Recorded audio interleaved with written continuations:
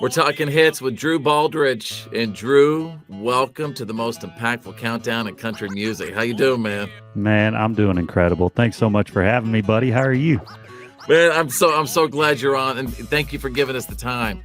I want to kick it off with you talking about what you did a couple of years ago, Baldridge and Bonfires. When I first met you, that's where I first heard of you, because I was like, oh my God, what this guy's doing is brilliant. So this guy Drew is actually going and doing shows in people's backyards, right? Tell me about that sort of movement and how people just fell in love with it.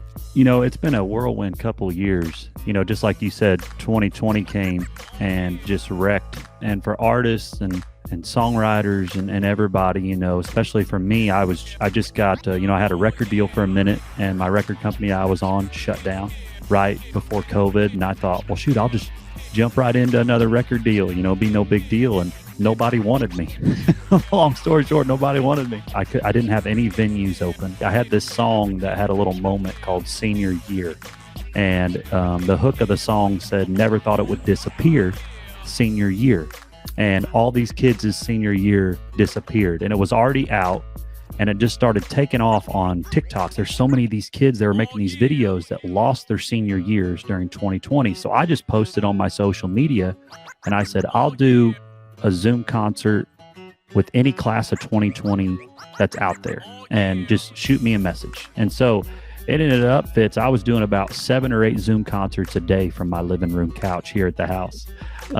And it was insane. It was so awesome, though, because that's why we got into this, was to create music that made a difference. Well, then all of a sudden it turned into some of these schools saying, hey, Drew, will you come play our drive-through graduation? Kids would pull up in their cars, and they'd have a speaker. They would drive through, and I would sing this song. And it was, a lot of kids around the country, it was their class song. I was like, what else can I do? This senior year thing was so awesome. And my wife, we were on a walk one day, and she goes, why don't you just take it to your fans? Why don't you just post on your socials and say you'll play for anybody that wants to have you? And I was like, okay. And I was just like, hey, I'll play in anybody's backyard that wants to have me if you help me cover charges to get there.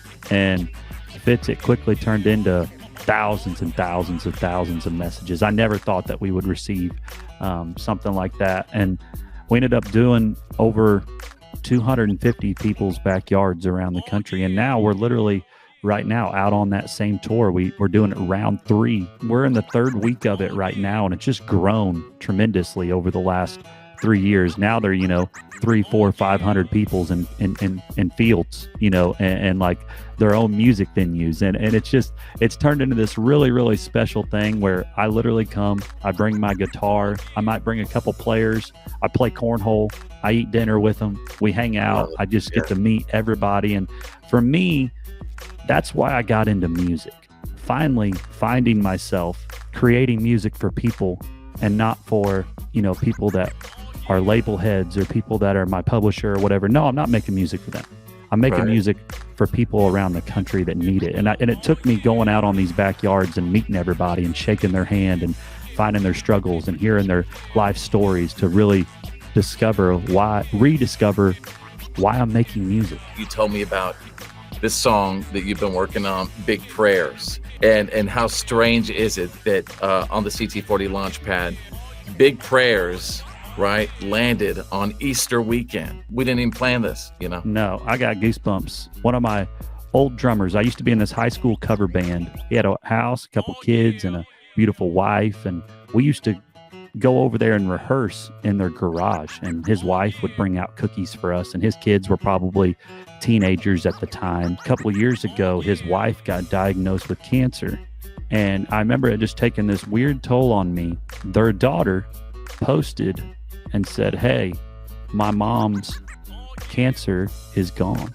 They're going to do a full body scan today to see if they have any other cancer. We need big prayers. Okay, I need to write big prayers. And it just came from such a real spot, which I think just makes some of the best music. When you heard on the radio Big Prayers on the Country Top 40, you're filming yourself with your wife and family. I just got to tell you, dude, that was just the greatest video ever. How are you guys feeling about hearing Daddy on the radio like that? Yeah, man, it's so cool. And, for those out there that don't know, I just had a I have a 3-month-old son. You know, when you become a dad, life shifts a little bit. You start thinking a little differently of just like, man, you know, I just want to be a good role model. I want my kid someday to say, that's my dad. And I've never been on the top 40 countdown, Fitz. I never have. Man, it was like something I've dreamed of since I was a young kid listening to Bob Kingsley when I was driving down the road. Given that shot and that opportunity, and you giving this chance to people is such an important thing. And I think it's such an important thing for radio,